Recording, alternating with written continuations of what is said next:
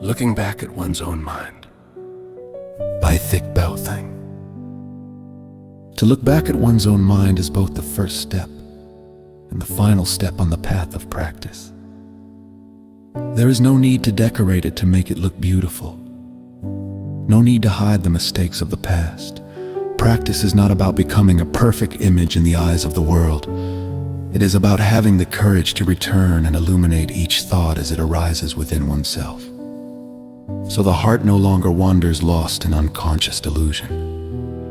The human mind is like a flowing stream, sometimes clear, sometimes muddy, sometimes calm, sometimes turbulent.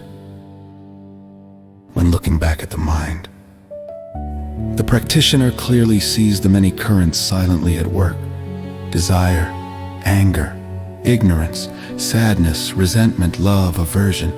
Yet when the light of mindfulness is lit, one suddenly realizes that all these currents are merely phenomena rising and passing away, coming and going. Nothing that is me, nothing that is mine to cling to or push away.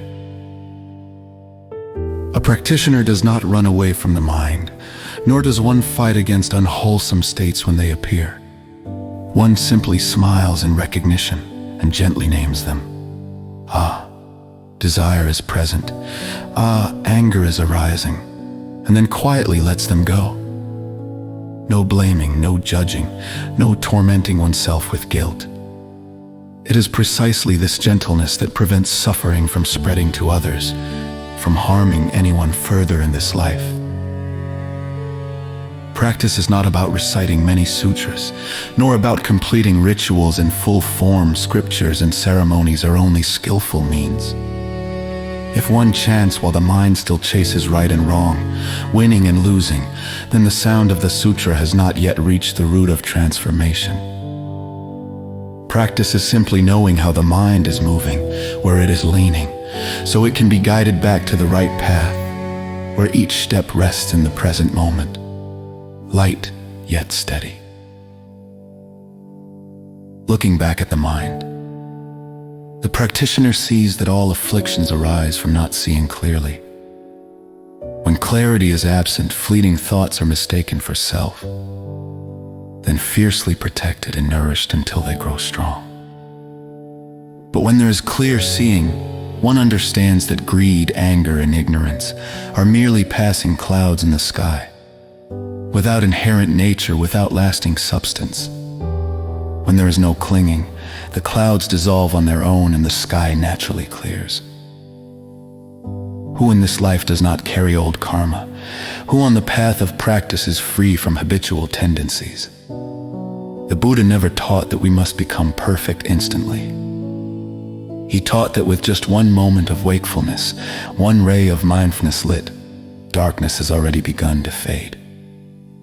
In that very moment, the path illuminates itself, the door of impermanence opens, and one begins to step out of the endless cycle of suffering. Looking back at the mind is not to lament the past nor to fear the future. It is to live fully in the present moment, where each thought as it arises is recognized, each feeling as it appears is embraced with understanding and love. Gradually, the mind matures and is no longer swept away by life's violent waves. When the practitioner looks deeply into the mind, one sees that all suffering is rooted in attachment to self, to views, to right and wrong, to winning and losing. Yet it is also in this very mind that peace appears the moment when attachment is released. There is no need to search elsewhere. Liberation begins with right seeing, with a sincere return. At times desire still arises, anger still appears, ignorance still quietly leads the way. But unlike before, the practitioner is no longer afraid or discouraged, for to see desire is already wisdom, to know anger is already awakening, to recognize ignorance is already the beginning of leaving it behind. Each time one looks back at the mind, a seed of mindfulness is planted for tomorrow. Gradually, through looking back at one's own mind, one learns to look at others with greater compassion. Seeing another's anger, we do not rush to condemn. Seeing another's mistakes, we do not give rise to contempt. For we know we ourselves have passed through those same dark places. Thus compassion is no longer a distant ideal, but becomes a natural breath in daily life. Looking back at the mind, the practitioner sees that greed and anger are no longer enemies, but silent teachers. Because of them, we learn to return, to cherish moments of wakefulness, when one pure thought is protected. The flower of liberation blooms right in ordinary life.